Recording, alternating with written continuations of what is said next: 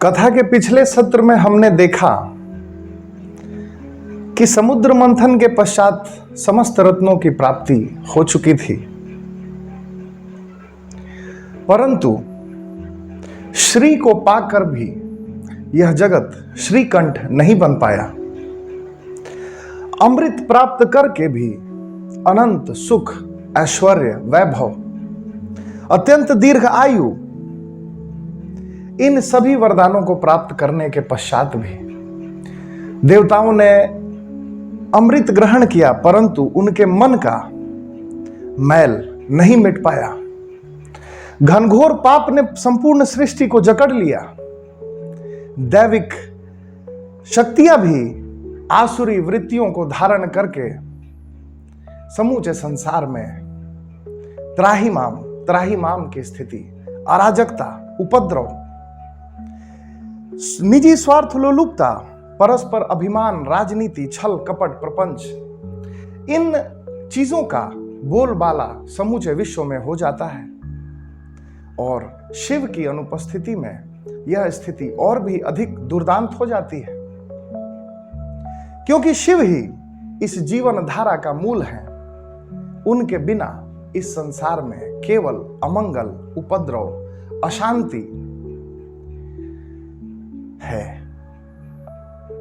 भगवान शिव शंकर की गैर मौजूदगी में जब सारे देवता आपस में इंद्रासन के लिए लड़ने लगे, एक दूसरे से अपने आप को श्रेष्ठ बताकर, तब समस्त ब्रह्मांड का संतुलन वो खतरे में पड़ गया। अराजकता की विभत्स स्थिति को संभालने के लिए इसका उत्तरदायित्व मां आदिशक्ति पर आ पड़ा। मां आदिशक्ति वे शिव की शक्ति हैं। इस संपूर्ण जगत में जितना भी प्रपंच घटित होता है वह सब शक्ति की ही क्रीड़ा है।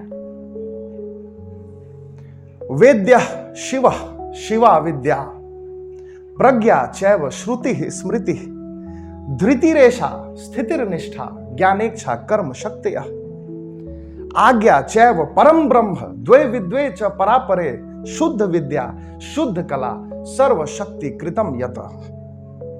अर्थात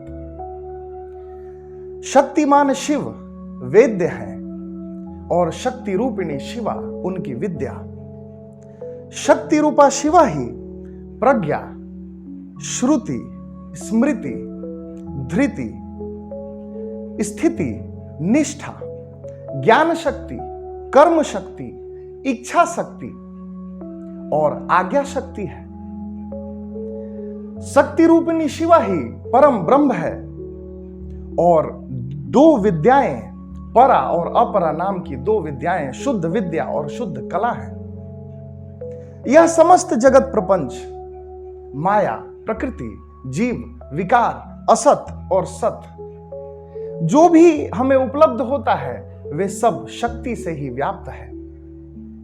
सबका मंगल करने वाली आदि शक्ति स्वरूपा मां पार्वती के कंधों पर जब यह उत्तरदायित्व आ पड़ता है तो संपूर्ण सृष्टि में छाए अमंगल को मंगल करने के लिए,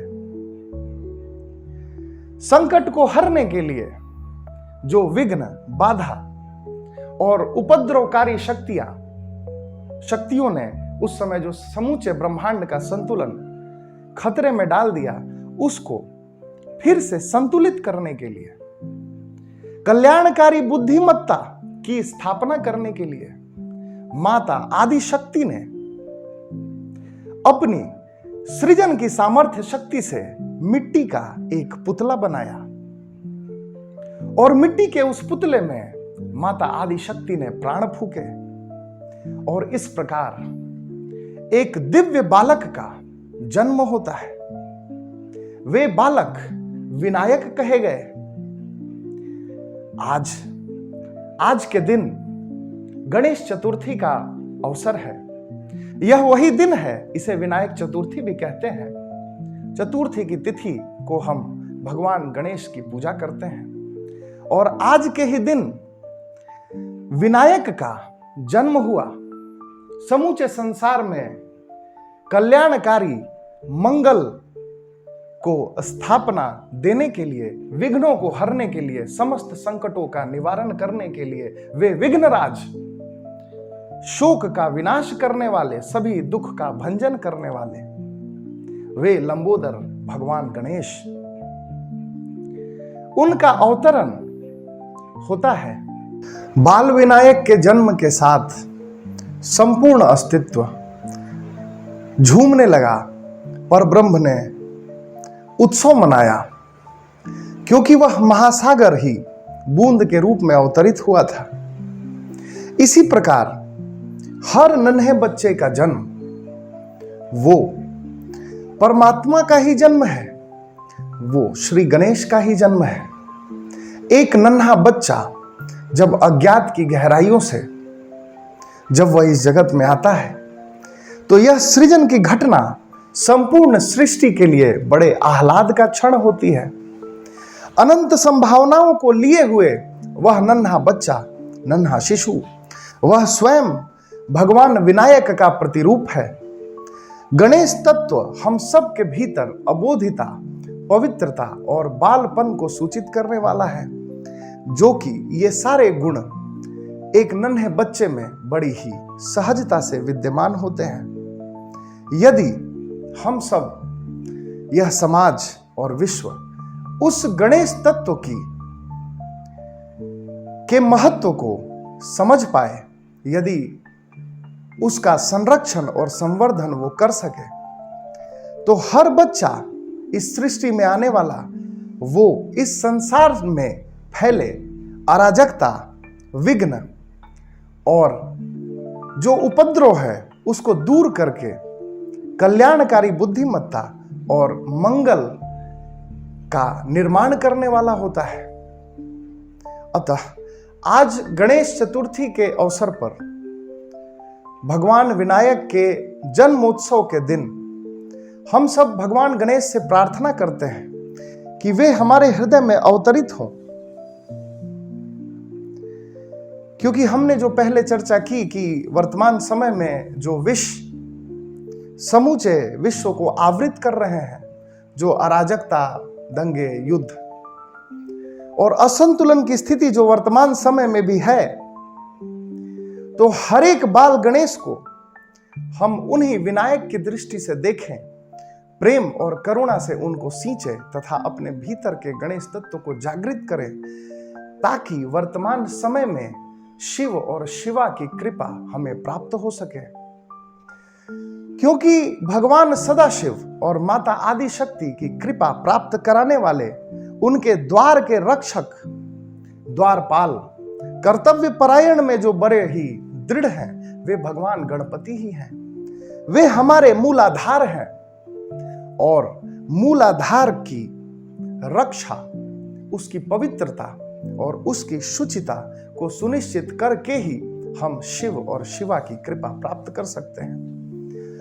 अतः इस निमित्त बच्चे और विष, इस विषय से जो श्रृंखला चलती आ रही है, अब हम उन विषयों को किस प्रकार, जैसे कि बाल गणेश अपनी लीलाओं से समूचे संसार के कष्ट को हरते हैं, अपनी लीलाओं से वे मंगलकारी बुद्धिमत्ता की स्थापना करते हैं, उसी प्रकार अब हम बच्चे और विष इस विषय से चलने वाली श्रृंखला को बच्चे और श्री गणेश इस नाम से आज के दिन हम उसका श्री गणेश करते हैं।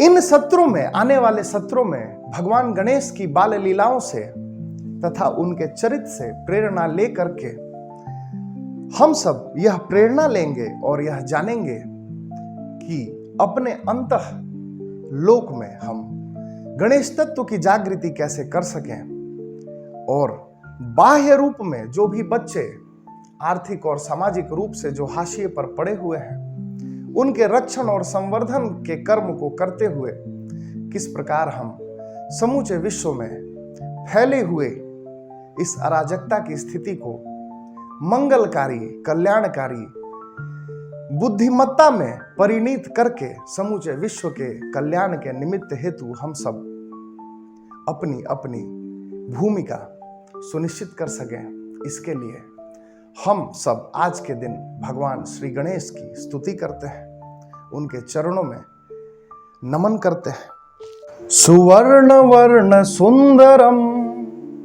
सितैक दंत बंधुरम गृहीत पाश कांकुशम वर प्रदाय भय प्रदम चतुर्भुजम त्रिलोचनम भुजंगमोपवीतिनम प्रफुल्ल वारिजासनम भजामि सिंधुराननम भजामि सिंधुराननम भजामि सिंधुराननम।